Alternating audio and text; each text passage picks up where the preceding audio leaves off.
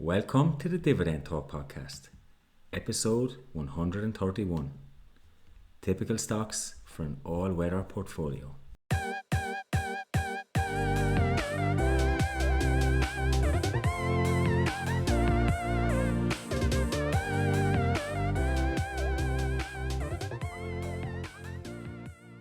Hi guys, welcome back to another episode of Dividend Talk. Today we are live talking about our typical stocks that we would have in an all-weather portfolio. All that and more. See you on the inside.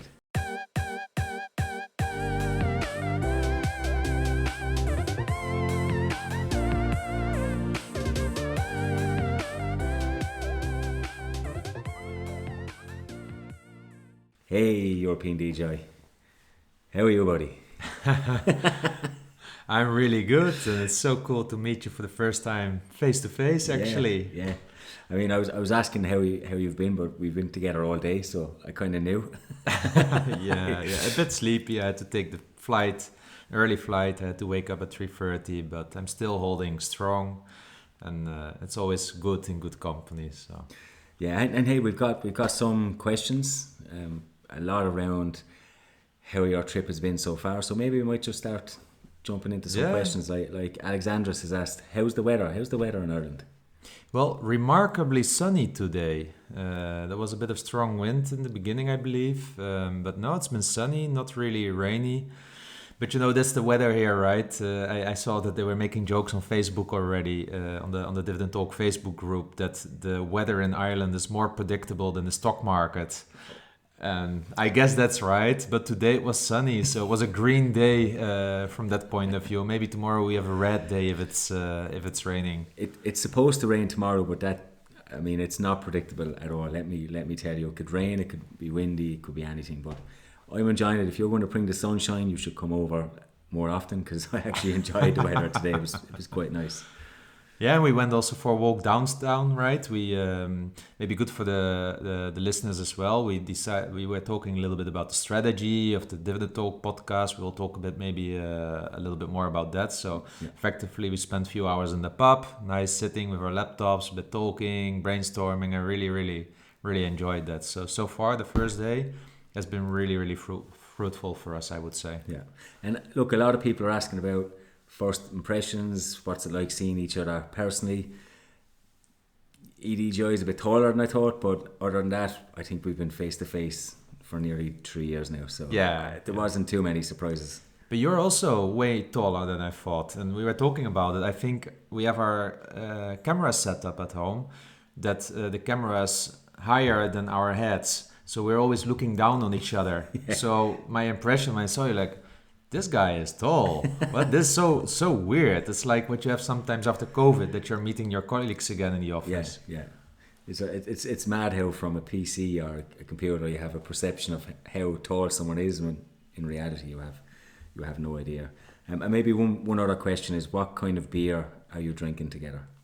Well, none, because I'm not really a beer drinker. So you ordered a Guinness, you let me taste, and honestly, it's not my kind of stuff. So I'm more like I like cocktails and everything, but the bar was not so serving cocktails. I wanted a whiskey sour. Yeah. They didn't offer, so maybe tomorrow if we go somewhere to a cocktail bar, I can try.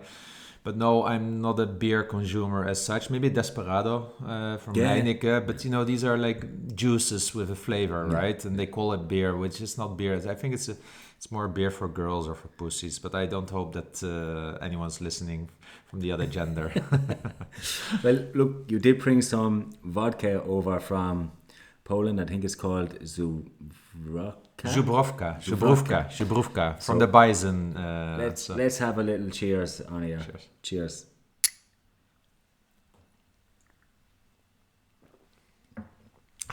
Oh. I think we're the only podcast where we are live taking vodka shots. Yeah, and you can't see us, it's audio only, so it's probably a bit strange for people. But I mean, you can't see our faces, but that's the second shot I've had, and it did not get easier to drink, I have to say. You want a refill? We will have one during the show. We definitely will. Good. We definitely will. So maybe there's also a question because Roger the Block, he asked like Slivovic or whiskey, of course vodka in this case, right? But the whiskey sour would always do for me. And then Thiago Diaz is actually asking like, when will we have our first in real life dividend day? Because I know last summer we were trying to plan this. We were discussing this today, and we should really do it somewhere in the summer. And I would really recommend that we do it somewhere near Frankfurt. It's one of the most central hubs in Europe. Everyone can connect by plane to Frankfurt or by car. It's not too far. So I think we should really do something in the summer around Frankfurt, this area, and spend a long weekend together and talk dividends and do all the fun stuff. Maybe present our portfolios to each other, each strategy to each other, and just have fun and lots of, in your cases, beers and I think what we'll do is we might pick a date over the next week, and we'll stick to it, and then whoever comes. Oh, that would be a great idea. I think because the last time we tried, we were putting in too many dates. I think we just pick a date in the middle of the summer, June, July, and then. Yes, and this will be an open invite to all listeners. So if you're really curious and you would like to meet up with some like-minded people, consider it already an open invite. More to come. Yeah. So you mentioned about our strategy. We did have some talks this. So maybe we've been doing this podcast for 3 years, and I think it's important for our listeners and even new listeners to understand what our vision is, our mission, and maybe some of our goals and values, because I think that's always quite important. I know I got challenged on this on YouTube actually the other day about, I posted a short and they were like, why don't you express what you're gaining from this? And honestly, I wasn't gaining anything. I didn't own the company. I wasn't trying to do anything. And my response was, maybe listen to the podcast. I've talked about this company, but I'm completely honest with my portfolio. So I just think it's quite fitting just to give some of what our vision is, and maybe our mission and goals as well. Yeah, so we have a boring vision statement. I can even read it out loud. It's empowering ordinary Europeans to achieve financial freedom through dividend growth investing. And, it sounds maybe boring, but this is really what our mission is, because we have both been in this space that we didn't know even about dividend investment. We were kind of numbed down by what governments tell us and what our family tells us, like, put some, just save money. It's risk free, and then you have something for a rainy day. And politicians still make us believe that we can count on our retirement without any loss of let's say wealth and quality of life, right? But it's all an illusion. We know the simple facts are, this year, in the Netherlands also again was 10 to 15% inflation. I must see the first pension fund that will say we hike we re-index it with 10-15%. So it's just, in my opinion, it's kind of a big scam out in the open, but politicians won't really say it out loud because they don't want to create uproar. So for me, I'm really, really, really passionate around waking everyone up that deserves to be woken up, that is at least a bit curious, and to really empower them to achieve financial freedom by themselves and live this quality of life that I think everyone deserves, right? Yeah. And empowering for me means like that people can make their own decisions, that they are knowledgeable enough and can make their own decisions about how to reach financial freedom. And we spoke about this more often. Financial freedom is not the same as financial independence. Exactly, yeah. Financial freedom is that people themselves discover what that means for them, and whether that's an additional €500 in passive income per month so that they have this as a top up to their retirement, so that gives them this little extra safety net, that's already enough for me, right, when I think about that. And part of me as well, when I started my blog originally, it was to prove you didn't have to be super rich or a high income earner or anything of the sort. Just with a little bit of discipline, putting in a little bit every month, I think it's possible to achieve financial freedom. And I think showing my portfolio is kind of, I'm not a high earner, but by any means, I'm probably medium wage within Ireland. So if I can do it, anyone really can do it. I know there's obviously low income that might struggle a bit more, but I just think showing people it's possible, being consistent, having a plan and just sticking to it and showing the results and watching the snowball effect is empowering. And I think our mission is just to spread this word to as many Europeans. We know we have a lot of international audience. But I think we are Europeans, we're passionate Europeans, and we just want to see more people jump on board.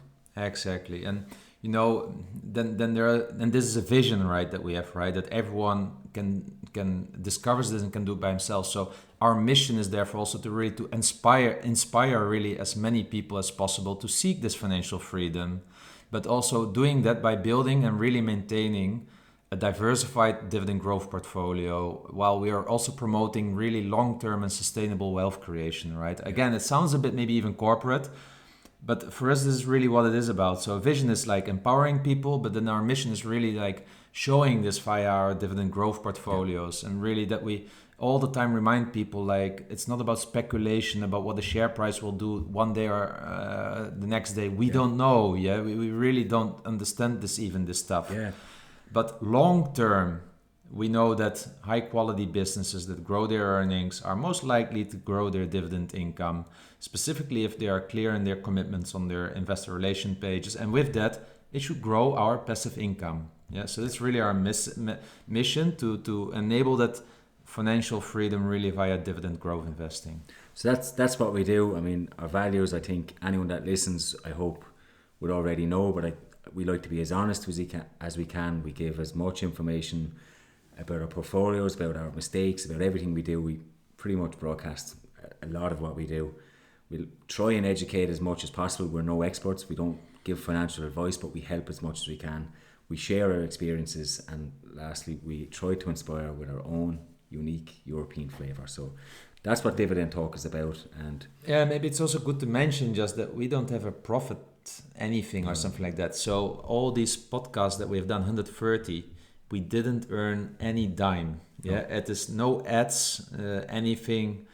So maybe we will do in the future if it's needed, but that would only to cover our costs or our time. Yeah. So it's really just passion, and and this visit just also shows that there's definitely a few years more to come on this one. So it just helps us a little bit like to kind of get the strategies that we have also focus, so that we don't lose the focus of why are we together as such as well. And yeah, it was really good for you to brainstorm with you today and to really sharpen this a little bit for ourselves, so that also when we do our content planning for the year and such, that we can really make sure that we deliver on this, because that's the most important. Okay, that's enough boring corporate stuff for now. We might move on to some news of the week, and I had one piece that I found really interesting. I know Tesla, we talk about Tesla in the news all the time, and if you think of autonomous cars, you think of Tesla. But I don't know how I came across this. I think actually my brother sent it on to me. But Mercedes are actually the first automaker to be offered a license for level 3 self-driving in the US. I was blown away by this. And do you know what level 3 driving means in the terms of artificial intelligence? Yeah, so it means that it's vague. It gives a vague explanation, but it says it can take over certain driving tasks, but the driver is still required to be present and ready to take control. But I think it can do it more in high density areas. I think level 2 you can have it, but not in high density areas, whereas this you can go onto a motorway. And that's also really interesting, right? Because if you think about Tesla as a really huge first mover's advantage. And I feel quite confident that Tesla will be still like the industry leader for several years, even just because of their battery factories, right, which are state of the art. But to see that, when I think about the German car makers, I always felt like, they're behind the curve, they're years behind. But to be able to on AI, to be already the first one in a level 3, that says something. It probably doesn't say everything, but it just shows something that there is some catch-up going on in this industry. And I'm still waiting for an affordable Tesla that Elon Musk promised, even with the 20% discount that he's giving now. It is not. It's not really helping me. It's still way too expensive. Yeah, I think it's only in Nevada they have this license. They've applied for it in California, which they said they're expecting to get within 2 weeks. But the funny thing is that this was they gave an announcement, and this was like an afterthought on the announcement. The actual announcement that they made was about their plan to build a 1 billion global network of electric fast chargers. That was the main news, and then they just kind of thrown in at the end saying, well, hey, look, we're the first company to have level 3 self-driving. So look, I watch Dirty Money, and I have like sour grapes when it comes to German car makers, but I mean this is, I think this is quite big. I think it's actually quite big, and the fast chargers is a clever move as well. Nice. So that was maybe news of the week, but what I'm actually really curious about, Derek, did you buy anything this week? Yes, I did. So you know the way I was involved in crypto before. I actually had money left over in one of these. It was called Fetch. It's actually Crypto for AI is what it was called. And I don't know, for some reason I haven't checked that account in a year. I logged in. I noticed that this account had jumped up to over what I had deposited. I was like, shit, I forgot I had this money. Took it out and put it straight into my Interactive Brokers account and bought some NN Group. And I have to say it was inspired. So ticker symbol NN from the Netherlands. Yes. Yeah. I have to say it was inspired by your podcast, or not your blog. I went through insurance companies. I was looking at Allianz, and I came across NN Group and said, I'm going to put the money into that. They're on my radar now, so I have to do a deeper dive. But that's what that's a really good pick, because NN Group is a spin-off of ING, I believe, from the past. Yeah. And they became an insurance company. And I will never forget this Polis Dividend. He is like a Dutch blogger. He quit blogging. But I will never forget that he was buying at the depth of COVID. He was buying like NN Group for 22 euros or something like that. And I was kind of mocking him in the sense of like, are you sure, this and this and that? And are they committed to the dividend? And he has now like 12 or 13% yield on cost.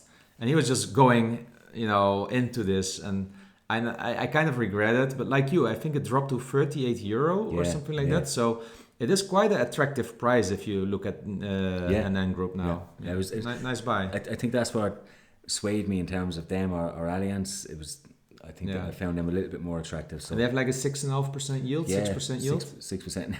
I have a high yielding portfolio, as we discussed last week. So, so you need to keep it up. I need to keep it up. Nice.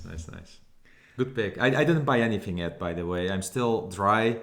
How it goes before the 31st of January. I will have bought something, but there I'm still looking whether it should be a more T-row price, whether it should be some more Texas Instruments, or maybe an insurer, because insurers, not Munich RE, for me that's way too expensive at the moment, but NN Group, or going more into ASR, because I put my bet more on ASR in the last months, so maybe I'll buy a bit more of that, but maybe I should just have both, because both NN Group and ASR are really nice dividend plays from the Netherlands, and 15% dividend tax. Yeah, nice one. I look forward to hearing your pick, what you buy before the end of the month.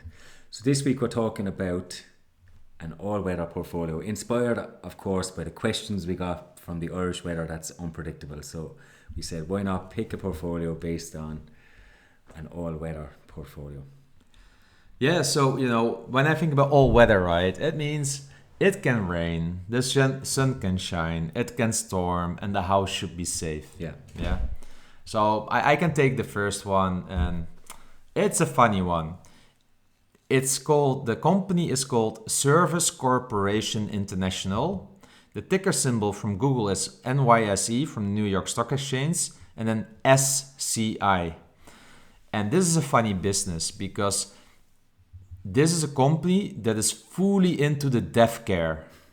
Yeah, so they provide products and services in the United States and Canada, and it really operates through funeral and cemetery segments.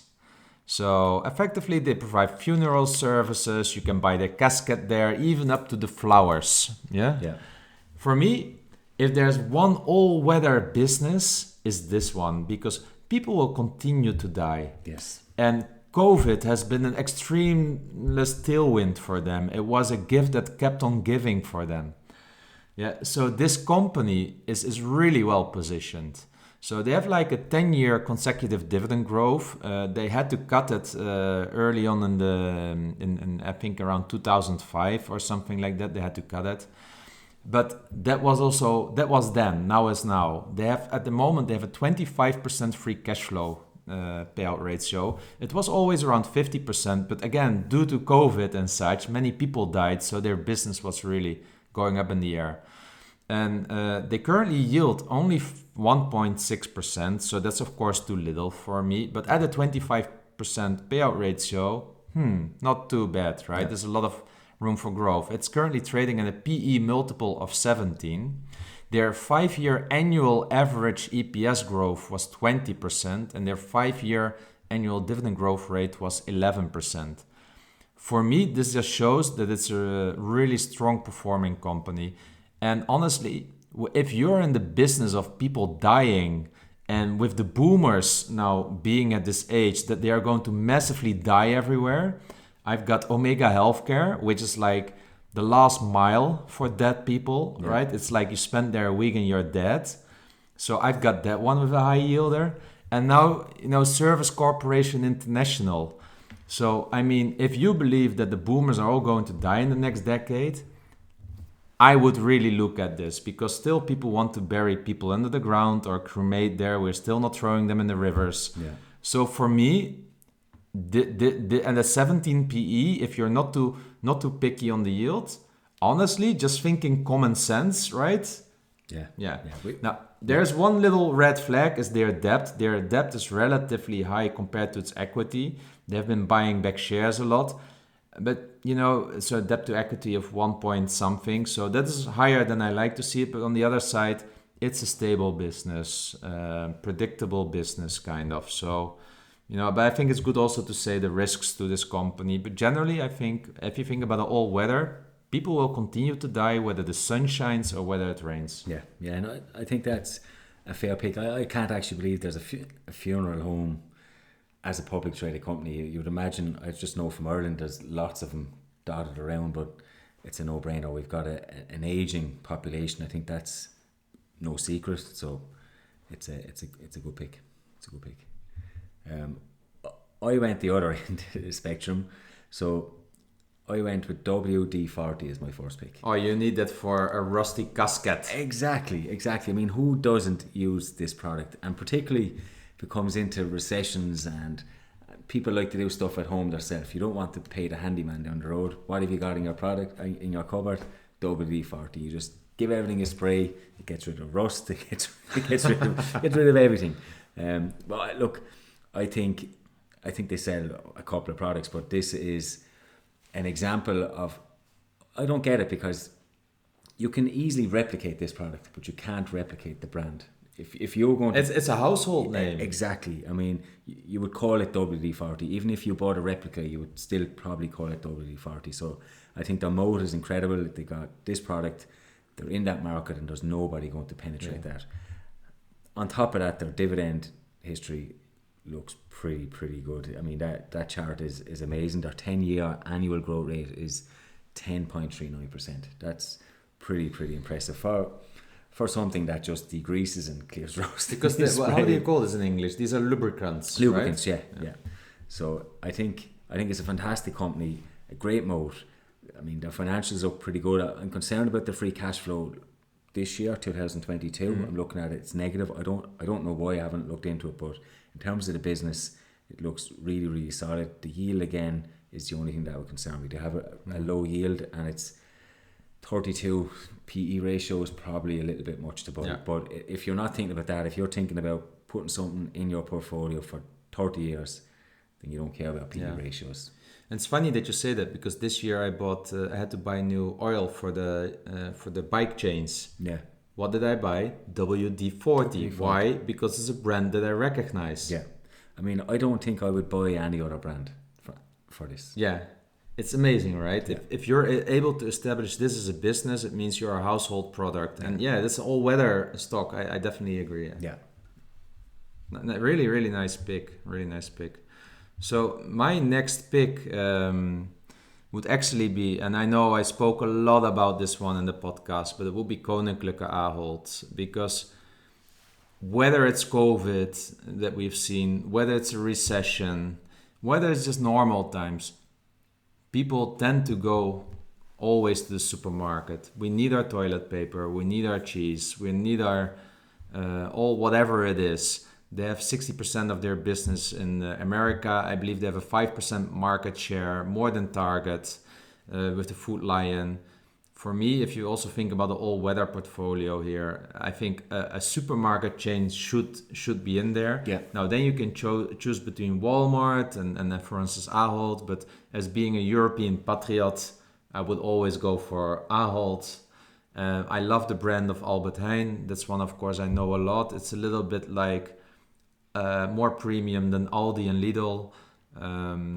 And they are always innovating with technology. I remember like in back in 2005 or 2006, they had the app called Appy. Yeah. And you could already walk through the whole shop in a certain order, prepare your shopping list, and it would sort it for you in the right order.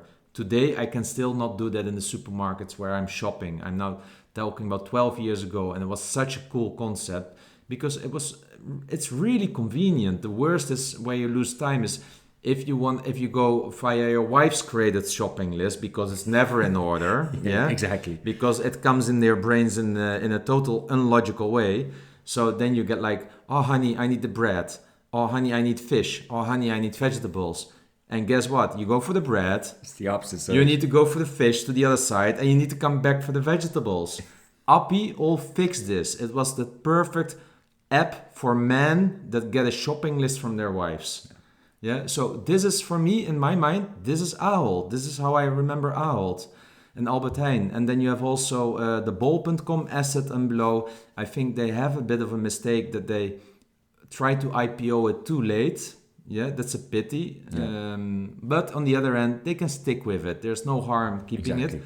And they do 1 billion in share buybacks a year already for many years, which is approximately 2.5% to 3% of their shares outstanding. So it's also really a slow compounder. You get a shareholder yield. If you take that plus 3.5% dividend or 3% dividend, you're talking here about a 6 and 6.5% shareholder yield, pure from dividends and buybacks.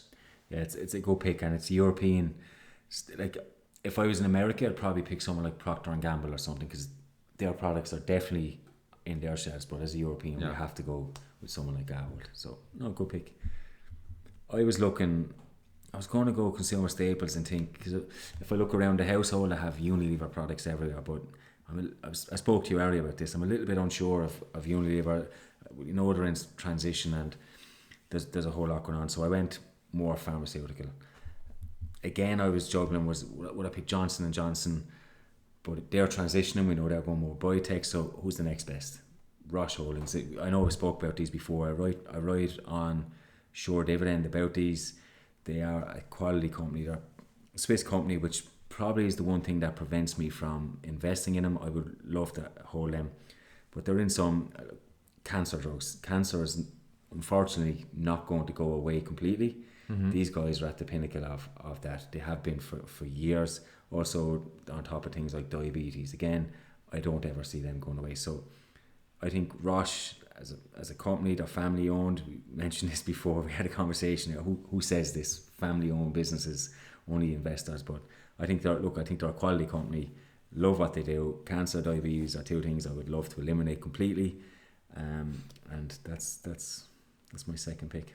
Yeah, I think sometimes people say like it's really hard to value a pharma company, and it's true. Yeah.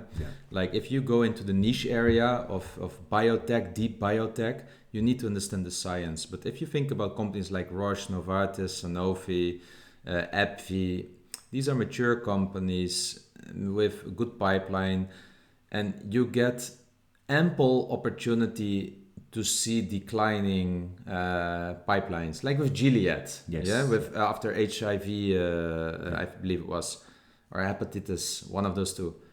Like still, like after several years, they're still there, yeah, because there's just so much cash flow still there that those companies have time to find their way, and we as investors have time to make up our mind, and it's not like a one-hit wonder or something like that. So from that point of view, I think a good blue chip pharma must be in every No, okay, should be in every dividend growth portfolio, because also they are anti-cyclical. They don't care whether it's a recession or not. Yeah, I mean, cancer is going to happen whether recession is here or not. Similar to a funeral home, diabetes is going to happen. So you're constantly going to need drugs for these. You're constantly going to need care for these.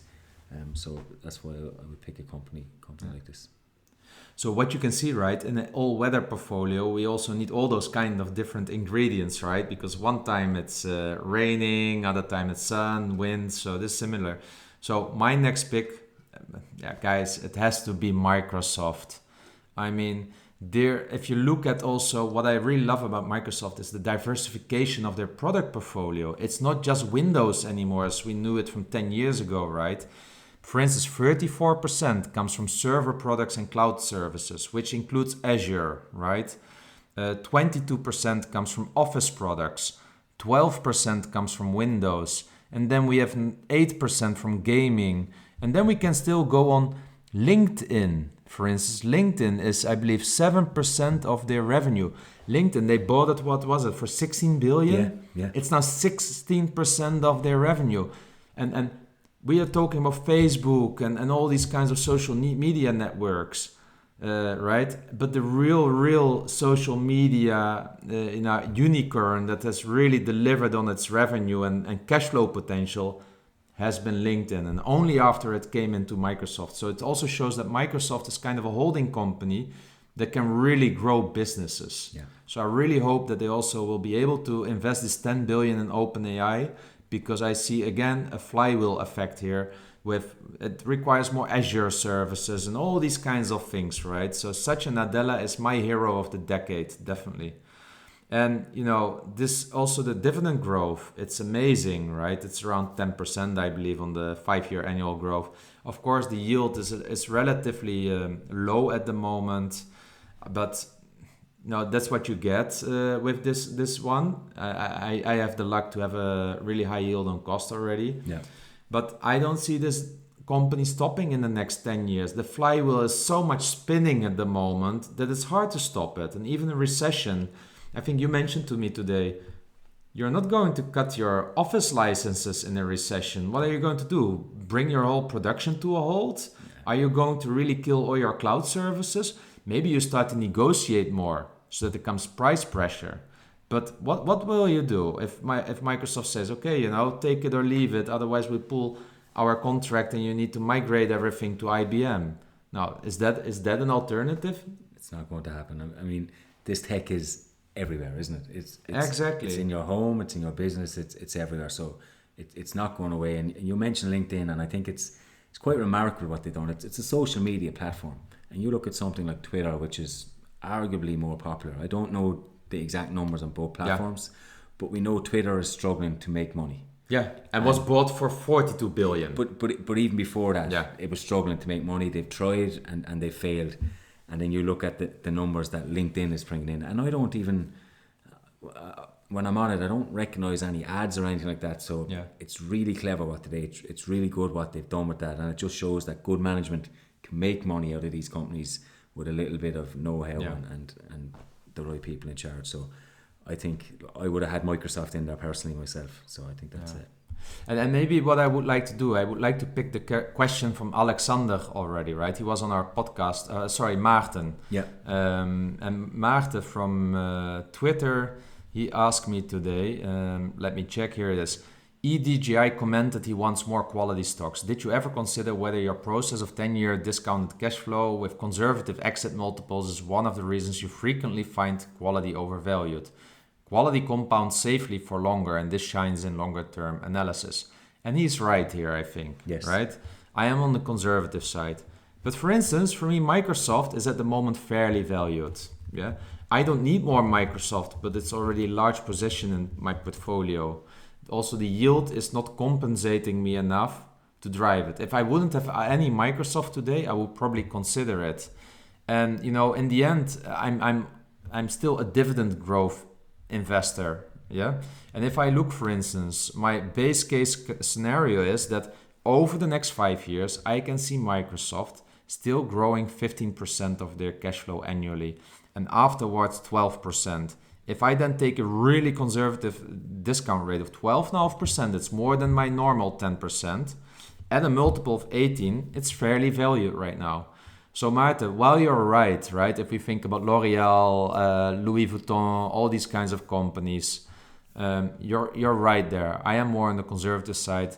I have really long patience. But for me, Microsoft today is an example, and there are more tech stocks, probably like Amazon. I didn't analyze Amazon, but Google, for instance, for me, Google and Microsoft are now fairly valued compared to my expectations of future returns. So what I more see is that it is more like industries come and go in waves. So last year, clearly insurance companies were undervalued. Yeah. And we were talking about it at the time that if rates increase, they should do better. And they have been doing better. Exactly, yeah. Now technology stocks get hammered because of the increase in interest rate, because we put more pressure on the valuation, therefore. We want to see profits. So for me now, tech has come down significantly enough that I see it hitting my fair value ranges. So yeah, Maarten, you are spot on. I just struggle with that also in combination with the yield, because if I need to buy a stock for a 1% yield and it grows, let's say 10% annually over the next decade at least, then we know with the rule of 72 that in 7 years the yield will double. So I go from 1% to 2%. This is just too little if I want to meet my retirement goals. Yeah. So it's not only the valuation that I take into consideration, it's also the starting yield, because for me it makes not really a lot of sense to wait, let's say 7 to 10 years or 10 years to get to a 2.5% yield. It's not contributing to my goals. But you kind of look at a company like Microsoft more as a growth company. I feel. more than dividend growth. The dividend yield is small, and the dividend is a little bonus, but I think you look at them as a growth company. And if you look at them, nothing has changed fundamentally. It's just the whole tech market is down, and they've suffered because of that. But their share price was sitting at $343 at its peak in 2021. I don't see any reason why it doesn't get back there. Yeah. Exactly, me too. I'm really bullish on this company. Nice one. So we've covered debt, we've covered household goods, we've covered consumer staples, pharma. Everyone still wants to have a good time. And in the meanwhile, we need to drink on that. So I will pour another vodka because we're still talking too much. We're not jolly enough. So, but in my mind, everyone needs to have a good time. And if you're in Ireland, you're in a pub today. It was 1 o'clock. It was packed to the rafters. We could barely get a seat. Everyone likes to have a good time. So I picked Diageo because everyone, and I put in brackets almost because you wouldn't drink it, everyone almost drinks Guinness. But genuinely, I would have someone like Diageo in there. I know when there's a recession in some places, there's not a recession all over the world, and they've got some really big brands: Guinness, Smirnoff, Baileys, Johnny Walker's, Captain Morgan. They are drank all over the world. Maybe not even Diageo, but there's plenty of other brands out there. But I would have a company like this. Their dividend yield is quite low. I still think they're overvalued, but look at their annualized growth. There's 6% over the last 10 years, which I think is pretty good. At the moment, you get them for 2% yield, but if you take buybacks into consideration, it's about 3.83. I get this info from Kaifin, so that's what I have. But personally, I would have to have a company like Diageo in my portfolio. Yeah, because what do you do when there's a recession and you lose your job? You start drinking. Yes. It's the only thing that gives you pleasure at that moment in time, right? So, well, okay, I shouldn't maybe say it too loud because I don't want to stimulate alcoholism, of course. So that's maybe good to know. But generally saying, this is also, again, anti-cyclical business. Yes. Yeah, I do believe that, for instance, what we saw with COVID a bit, the impact of China lockdowns. But how often do we have this? Lockdowns. Yeah, it was the first time in 100 years. Yeah.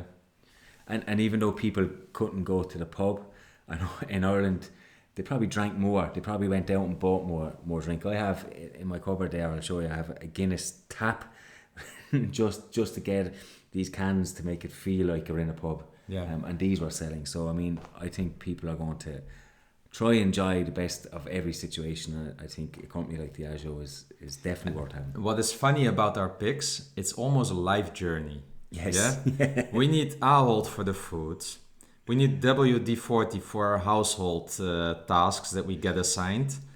We need Microsoft at work. We need Diageo for in the weekends. And then we need, Rush to pick up the pieces. Rush to pick up the pieces. And then we have Service Corporation International when we're finished. Yeah, when we're finished. Yeah. Now, isn't that an all-weather portfolio? I believe so, right? I think so. But I would be curious to hear from our listeners what they would pick in their all-weather portfolio. I just wonder how different it would be from ours. So drop them on Twitter, on Facebook, and we might try to get some sort of conversation going. And maybe some decent picks that we can analyse over the year. Yeah, and so if you're interested, the Facebook group will put the link in the description of this podcast, so check there. And we're really nearing 1,000 members, right, in the community. Yeah. We're now around 950, so just 50 left, and we have a really unique milestone of 1,000 community members. Amazing. That was our goal for the end of last year. We're a little bit over, but if we make it before the end of January, I will still call that a success. Yes, definitely. Awesome. So we have a portfolio review, and I think you might go through it a little bit there. Yeah, so we got from Simon, I got a really nice email. He's living in Cape Town, South Africa. And effectively, he submitted his portfolio review. And what he's saying is like, he's based in Cape Town, and most of us are in Europe, right? Yeah. He's half Spanish, and he would like to retire in Spain. He uses interactive brokers. He can do that in South Africa, just like us, but with the benefit of that he has access to US ETFs and stocks because he's not in Europe. Congratulations, Simon. Best choice that you could make is live in South Africa to get access to the right ETFs, as an example. So he says like, look, I'm really busy at work, so I don't have a lot of time to research stocks. So he primarily invests in ETFs, and I think many people are in this situation, right? We are just these weirdos that have this passion to read annual reports, but who can really say that? Yeah. So look, he is really fully conscious of the estate duty tax from the US. We don't talk enough about it, but actually, I read somewhere last time that the US is actually making a bit more strict. Yeah. That you need to pay a lot of tax when you would die, and the IRS would probably come after you, right? That's kind of the narrative at the moment.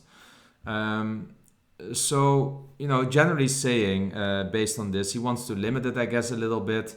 But his current portfolio is at the moment, and I would like to have your opinion on this, is he's having the Schwab Dividend ETF, SCHD. He wants to keep it below 60K to not get into issues with the US tax. Yeah, exactly.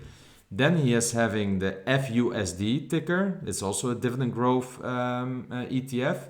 He has the UDVD ticker, also a dividend growth ETF.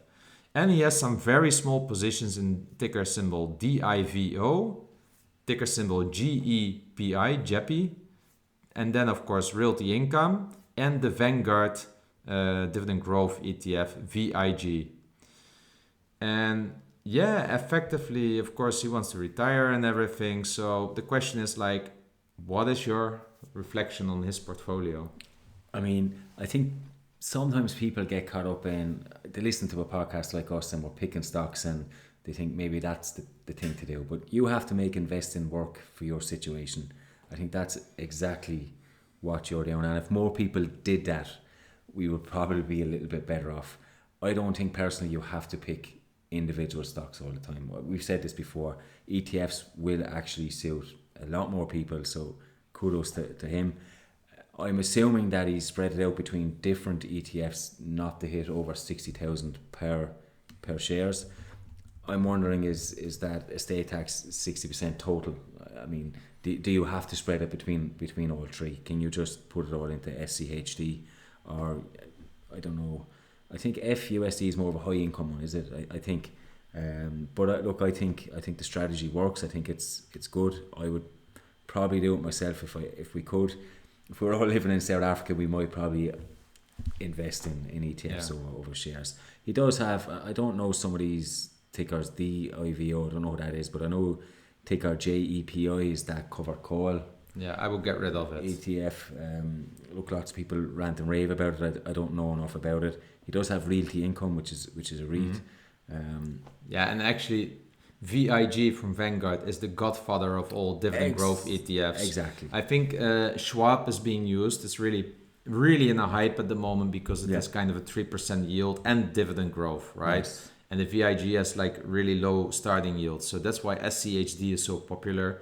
But you need to also know then you own ExxonMobil and all these kind of companies. So there's a reason why the yield is higher. But I would really get rid of GEPI because a covered call ETF, you get current income. Yeah. But the issue is like you will lose, in my opinion, most of the time capital and specifically when the market goes down. Also, the dividend will be cut automatically because it isn't a dividend; it's passive income. It's income you get from covered call selling. Yeah. And it's really hard to recover from those situations. Like in a 10-year bull market, it all looks great. Yeah, but in a down market, I really don't feel comfortable with this one, and QYLD is the other one, right? So personally, I understand the high yield 10%. I wouldn't have it, and I wouldn't have it because it's like it's a double dip downwards. You get double screwed. There's probably a time to buy it at the bottom of the market, but then I buy Johnson & Johnson. Exactly. So I mean, we always say there's no such thing as a free lunch. Yeah. They have a high yield, and that's what all the hype is about. So did AT&T. They cut the dividend. They've cut it again.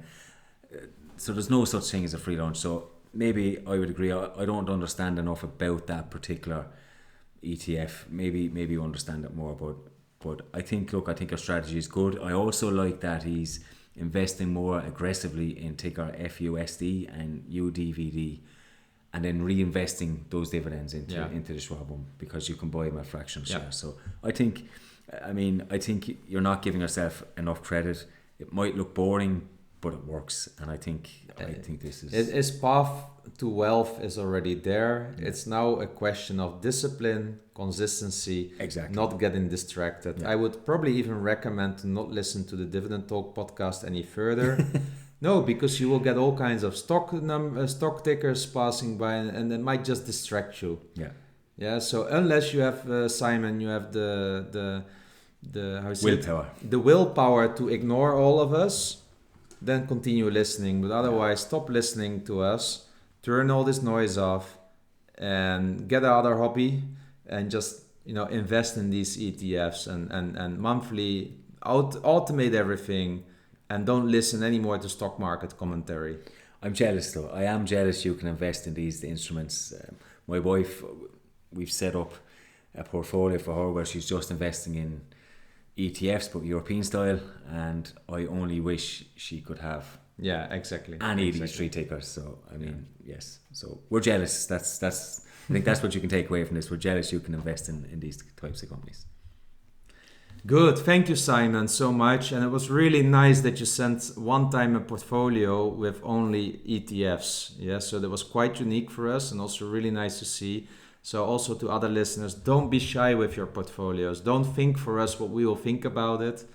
Yeah, we really love doing this. And honestly, sometimes I feel like we learn more from your portfolios than you learn from our commentary. So please keep them coming, even if I'm selfish. Yes. So we might move on to some listeners' questions. We have a few to get through. The first one is from Carlo, and he's asking, do you think VFC is a value trap? Yeah, I think so, honestly. I did a whole Twitter thread one time on it, and also on Facebook.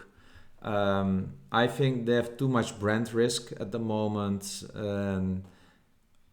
Like Alexander already said, like on the Facebook group, he commented already to this question. He said, like, I think it's because the only thing that has consistently grown in the last decade is their debt. Yeah. Also the dividends, actually. Yeah, to be but fair. Definitely also their debt. And I for me, it's a value trap.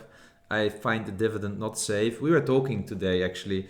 Like, I had a trigger outstanding on shares, and I bought few shares in VF Corp.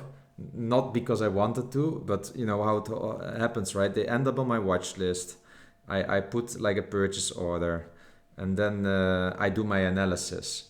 But in the meantime, it got triggered. So I bought few at $25 or something like that, or $26. So now they are $30. So I will quickly get rid of them on Monday when the market opened, because I was not even realizing they got entered into my portfolio in the last week of Christmas. So I will get rid of them again, because I don't want them in my portfolio. I put them on the watch list. I studied them, and I thought like, no way I want to have this, because the dividend is not safe. Yeah.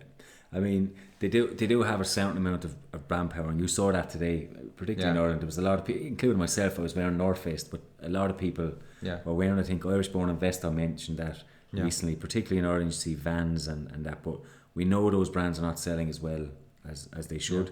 If you go into a recession, that's even worse. But if I was to run this company through my screener at the moment, look at this. The revenue is choppy and went actually sideways since 10 years ago. I mean, that's not good in the beginning. Their free cash flow has been declining. Their debt has been increasing. That's not a good mixture for sustainable dividend. No, it's not also a value trap. It's also a yield trap at the moment. Yeah, because many people are attracted by the yield.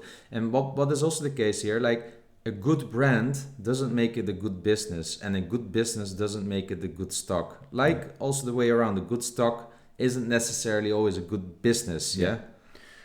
I mean, they do have a good history, and they've navigated 50 years. They've navigated recessions. They've had periods like this before. It is, we said this, it is more of a family-run business. We know that, so we do know that their core beliefs are there and that they are committed to the dividend. But I genuinely think, looking at what I'm looking at here, a dividend cut would actually be beneficial. Yeah, I think so as well. Clean up the debt. Yes.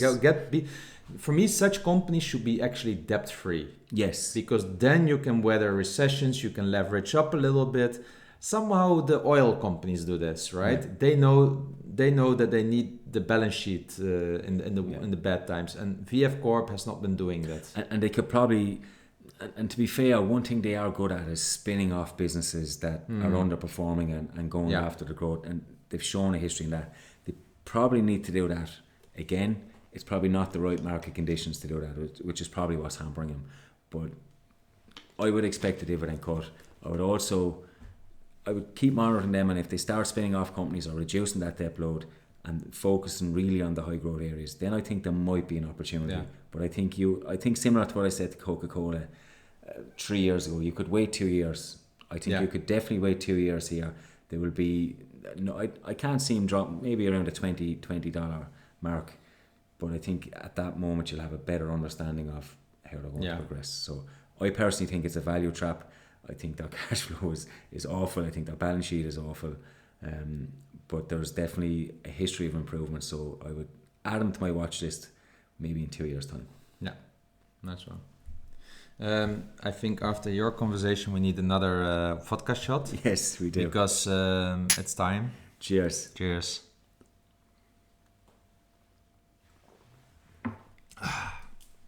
I don't know. I really think this is the first podcast about dividends where we might be drunk by the end of the show. I mean, doing live shows, doing shows together is dangerous if we were going to drink this much all the time. Yeah. So, but we still have some space to go with the bottle. But I think if we would drink the bottle together, I think we would have an issue with producing editing the podcast tomorrow morning. Matthias, any thoughts on real estate investment trusts? Are they already at the bottom and good to add up, or something to wait until the dust settles? Yeah, so Matthias, I also see that you're a new user in the Facebook group, right? So I don't know how long you're listening to Dividend Talk, but it's a standard answer for us when people ask us, like, is it at the bottom? Where is this? Look, we don't know. And I don't mean this to be like cocky or something like that in my response. Honestly, we don't know about this stuff. We can't time the markets. Yeah, we really don't know. So that makes it so hard for us to even answer this question. Generally, if you look at the industry here, you can sometimes look at multiples of an industry and such, and whether they are on the low end historically or on the high end historically. For me, when I look at it, I don't see anything special in the REIT sector that makes me think like, oh, historically they're really low. Yeah. If I look at the share price, I can just see that they bottom in October if I look at one of the REIT ETFs. But it doesn't say me anything. It really doesn't say me anything. So from that point of view, I would also like to say, it's one of our quotes again, which we borrowed probably from someone else.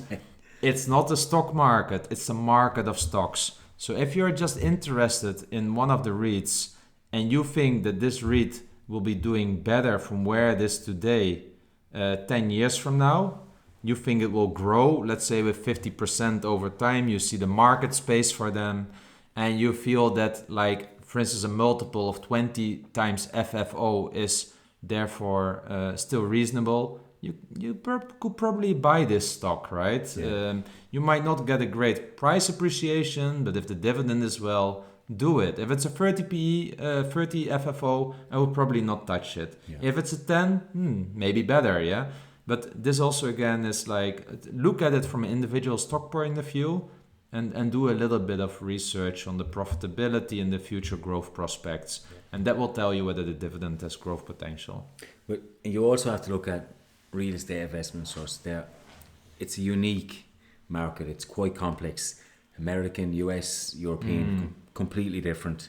And then even within the sector, you have subsectors. You have office space, you have retail, you have so many different sectors. And I would argue office space is struggling right now because people are working from home, and we can see that.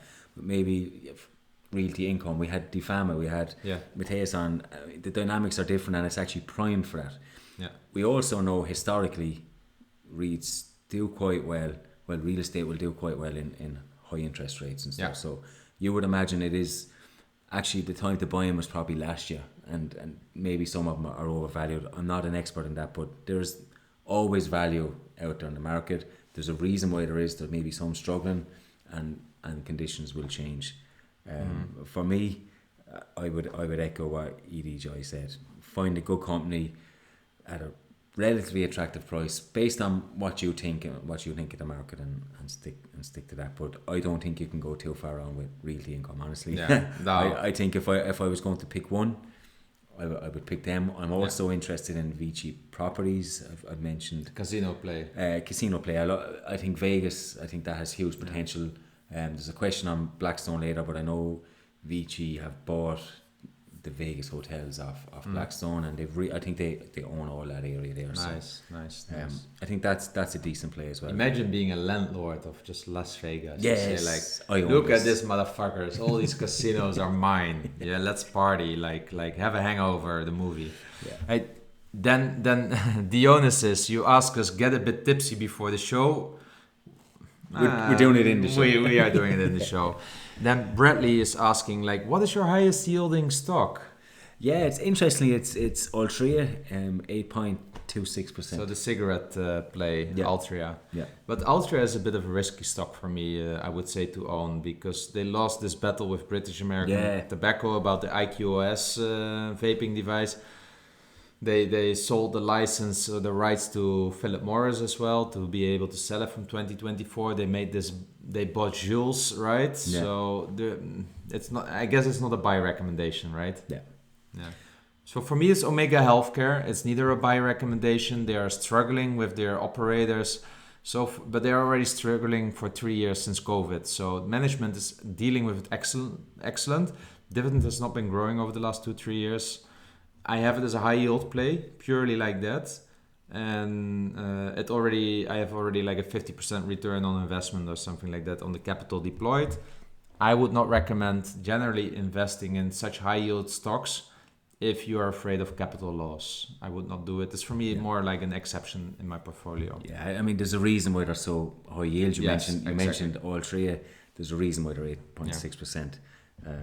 I owned them before they were that, and I was wheeling them in and out, so my cost base is actually quite low. I think it's around $28, so it's not too bad, but there's always a reason why you're getting 6, 7, 8, 9%, so just be aware of that. Tim has asked us our thoughts on Spirax Sarco, ticker symbol SPX. Trading on the London Stock Exchange. The London Stock Exchange, yeah. So how long would you wait for a company like this to drop to a better value? I know they were on the Noble 30, but honestly, I never looked into them before today.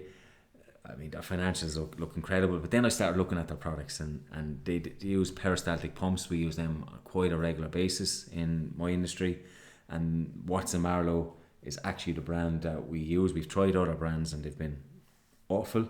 Watson Marlowe is what we keep coming back to, its quality, and if that's a symbol of the rest of their products, then I would say quality is what this company has. But again, looking at complete opposite to what we're looking at with VFC. You can see I have Kaifin open here, but you can see their revenue growing, their cash flow. I love to see it trending up the way.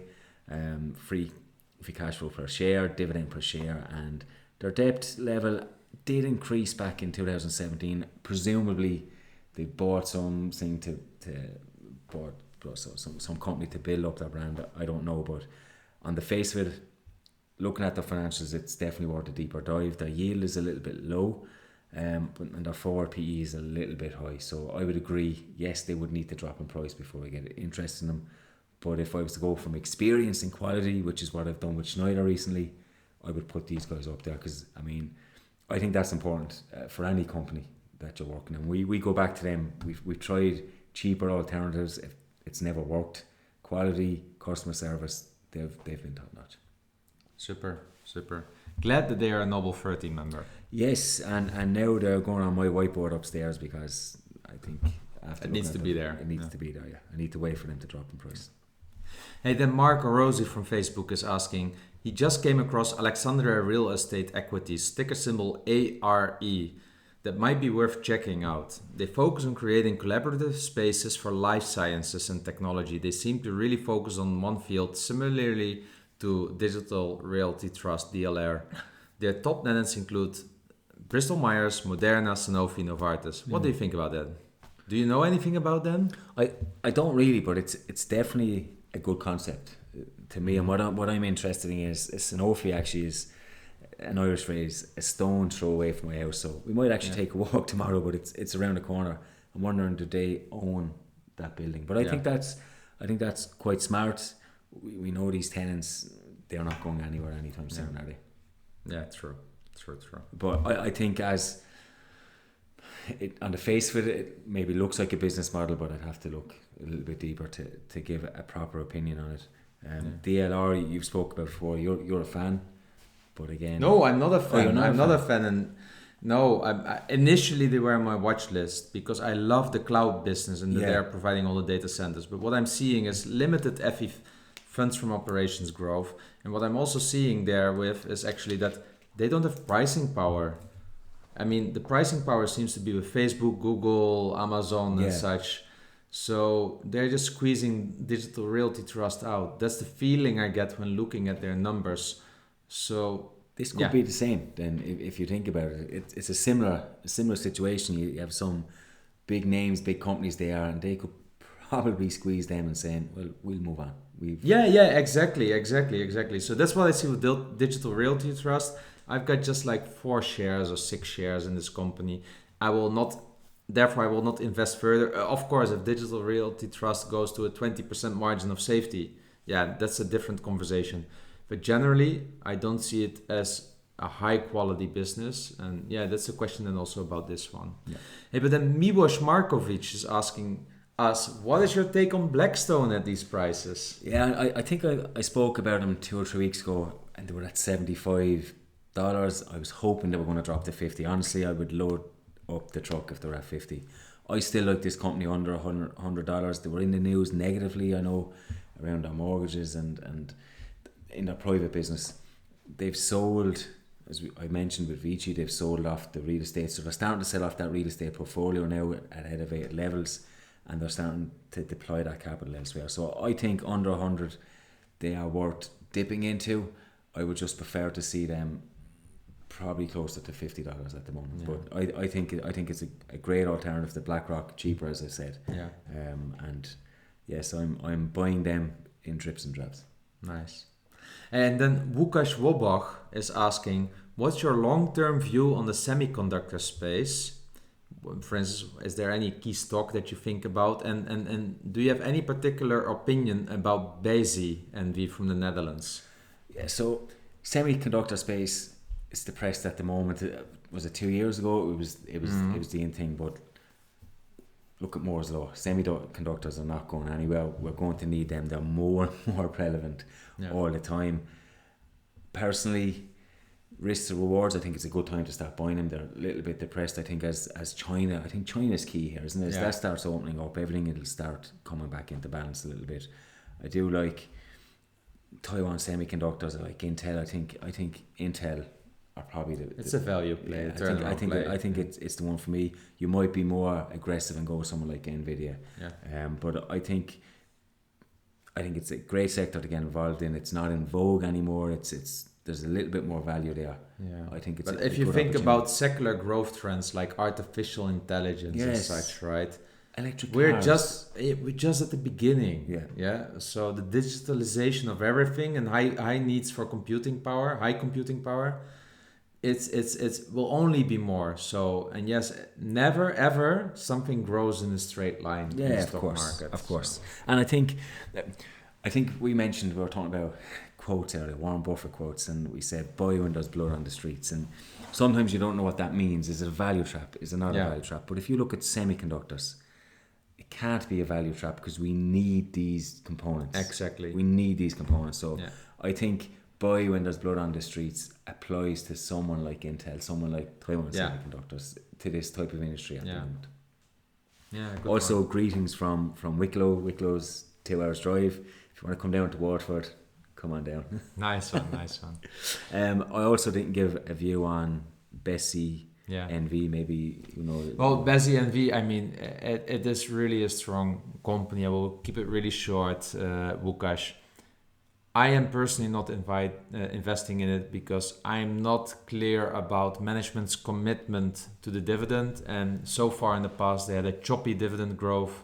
They cut also in the past. So that's why I'm staying away from that one. But I know that the Kleine Kapitalist and some others, also from the Netherlands, the dividend investors, they're really, really impressed by this stock. But personally, for me, when I see the dividend track record and I don't see a clear commitment, it's too much for me to really go further into this stock. It already doesn't pass my screening criteria.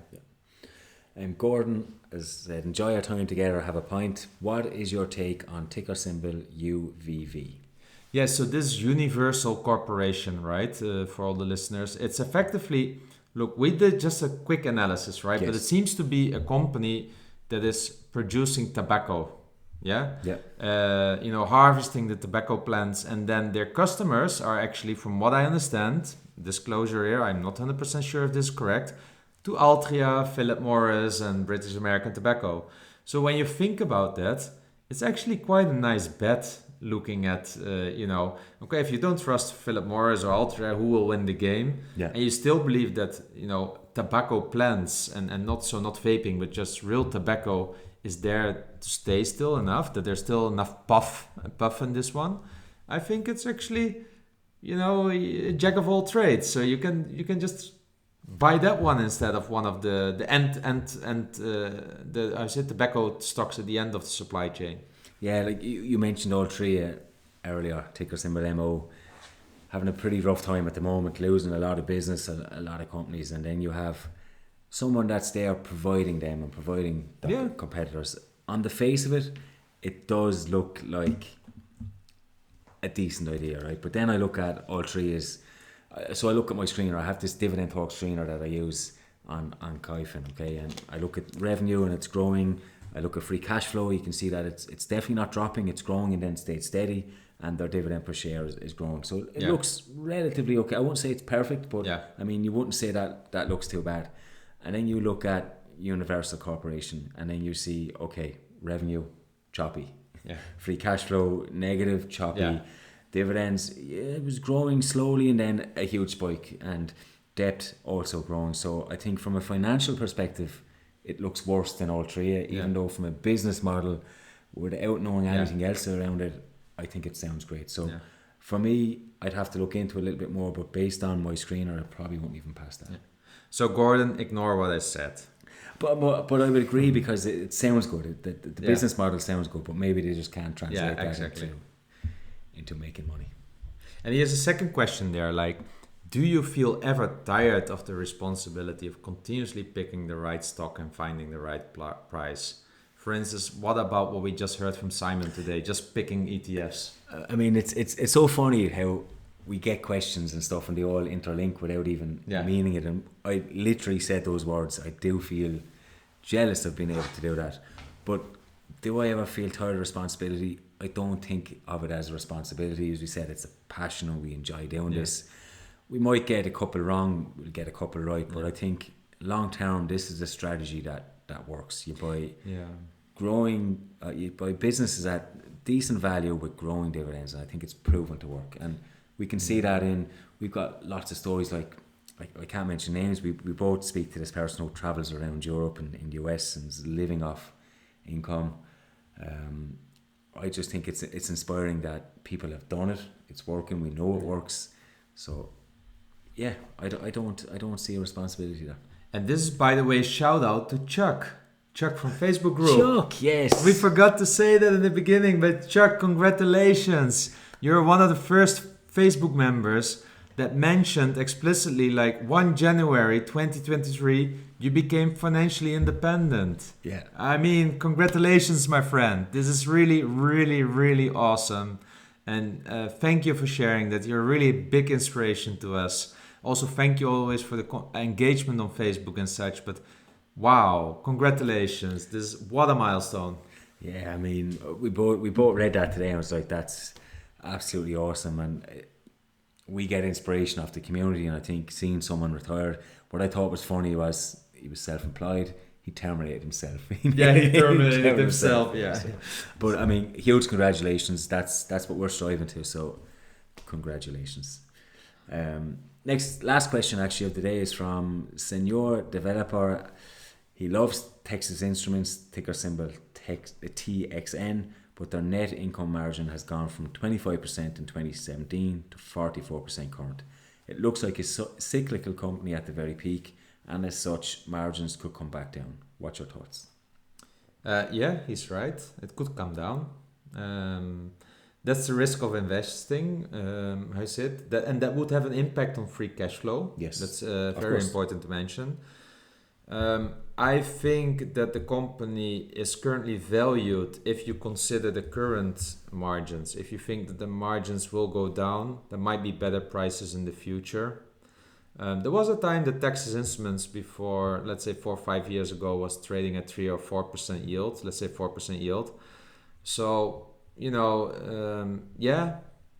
I think he's spot on. I'm happy with where it's trading at around, when it's trading around 160, then I'm like kind of, averaging into it. But he makes a good point. If the margins go down, it will hit cash flow, and you can expect prices lower unless the market is again irrational and feels like it's just a one-off. But we know that usually such trends are not a one-off. Yeah, it just reminded me that I need to add income margin to my screener. I do have gross margin, which is actually growing for Texas Instruments. So quite strange, but I think yes, you're right. It does seem like it could be a company that's at its very peak, but I mean, look at their history. They've come through this before as well, haven't they? Yeah, I feel pretty confident, and even if it means that their margin would go down, it will take them probably 3-4 years to catch up then again. Well, I have time on my side. Yeah, exactly. With that concludes the end of the show, probably just as well. If we drank any more, we won't be able to finish it. But again, thanks to all our listeners, thanks to the questions. And I have to say, I actually enjoyed this. Sitting face to face for the first time, recording, it was so much easier, I think. Yeah, definitely. Definitely easier to vibe off each other. But I mean, thank you for coming all this way. Actually, you've come a long way. Thank you for the community, because they've been buying me a shitload of coffees. Yes. So that they could. They actually paid my plane ticket here. So thank you for everyone that sponsored us. You made it a reality that we're now together. Thank you so much, and see you on the next episode, guys. See you on the outside. Remember, both of us at Dividend Talk are not certified financial specialists through formal education. We are just two guys sharing our journey for inspiration and entertainment purposes. Hence, this is not investment advice. Although we do our best, we can't promise that the information discussed is always correct, nor appropriate for you or anybody else. We always recommend that you do your own due diligence and be accountable for your own choices. As we always say, you can't borrow conviction from others. Last but not least, by listening to our podcast, you agree to hold us harmless from any ramifications, financial or otherwise, that occur to you as a result of acting on information provided in this podcast.